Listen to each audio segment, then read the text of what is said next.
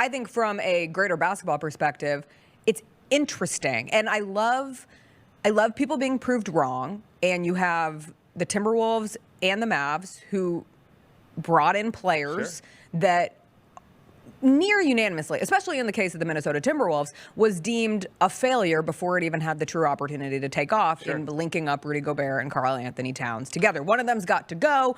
Rudy Gobert is not the solution of bringing the Timberwolves a step closer to chasing a championship. Karl Anthony Towns isn't a true winner. He's going to have to be off the roster. And instead, now you just had a mighty Timberwolves team come back down 20 on the road in a Game 7 and wipe out what looked to be a world beater like team trying to chase after a second championship. And the same thing goes for the Mavs and the Kyrie Irving addition and some of the moves that they made even at the trade deadline of this year. So I like that. And I also like having something different. Yeah. Like, I'm from Denver. I didn't grow up a massive Nuggets fan. I've talked about it before. I like the Nuggets, but I'm not sitting there crying last night. I don't need dynasties in my life anymore. I would prefer the opposite of that. I would prefer new blood. Right. I don't mind dynasties. I actually appreciated the Warriors run. Like, I can watch that and go, man, that's awesome and that's fun to watch. I like greatness. Yeah, I appreciate greatness. Like, I don't get as a Grizzlies fan, I don't get offended by the Warriors' greatness. I appreciate it and hope that my kids can enjoy that here someday.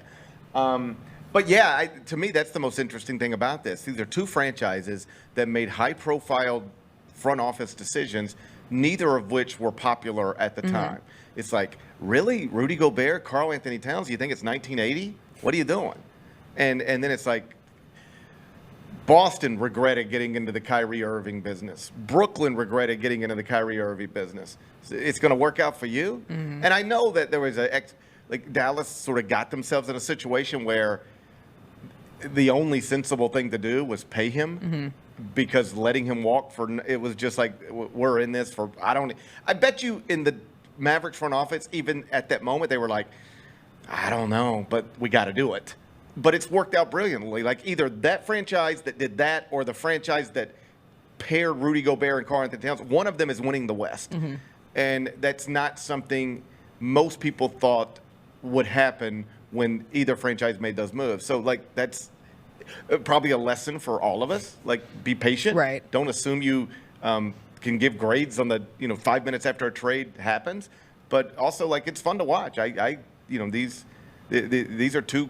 And the other thing is, I think three of the four teams left can win a championship here. I don't think the Pacers can, but any of the other three, totally reasonable. The Jessica Benson Show with CJ Hart, live every weekday at 8 a.m.